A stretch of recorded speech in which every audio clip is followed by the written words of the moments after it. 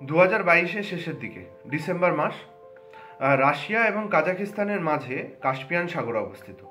এই কাস্পিয়ান সাগরের পাশে প্রচুর শিল মাছকে মরে থাকতে দেখা গেছে, প্রায় 170টারও বেশি। এটা খুবই একটা দুর্ভাগ্যজনক অবস্থা। বিজ্ঞানীরা বলছেন যে কাস্পিয়ান সাগরের পাশে যে ভলগা নদী, এই ভলগা নদী ইউরোপের সব থেকে বড় নদী। এই ভলগা নদী কাস্পিয়ান সাগরের সাথে কানেক্টেড। এই ভলগা নদীর চারিপাশে প্রচুর কেমিক্যাল কারখানা, প্রচুর অন্য ধরনের কারখানাও রয়েছে, এবং এই কারখানাগুলো থেকে যেসব বর্জ্য পদার্থ এবং কেমিক্যাল বেরোয়, সেই কেমিক্যাল এসে জলে মিশে জলের টেম্পারেচারটাকে অনেকটা বেশি বাড়িয়ে দেয়। যেহেতু শিল মাছ অনেক কম টেম্পারেচারের জলে থাকতে অভ্যস্ত, তাই এই টেম্পারেচার বাড়াতে হয়তো তাদের সহ্য হয়নি এবং তাদের মৃত্যু হয়েছে।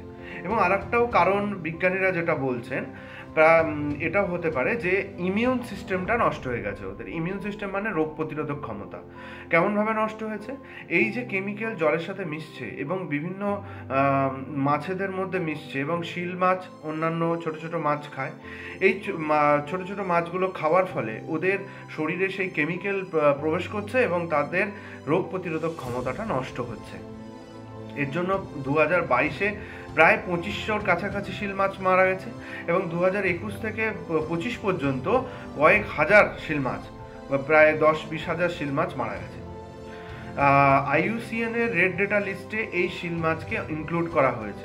IUCN এর রেড ডেটা লিস্টটা কি? International union for conservation of nature, IUCN এর ফুল ফর্ম।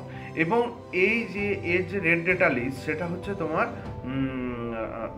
যেসব প্রাণীরা এন্ডেঞ্জার্ড স্পিসিস, মানে যেসব প্রাণীরা লুপ্ত হয়ে যাচ্ছে, সেই সব প্রাণীদেরকে এখানে ইনক্লুড করা হয়েছে।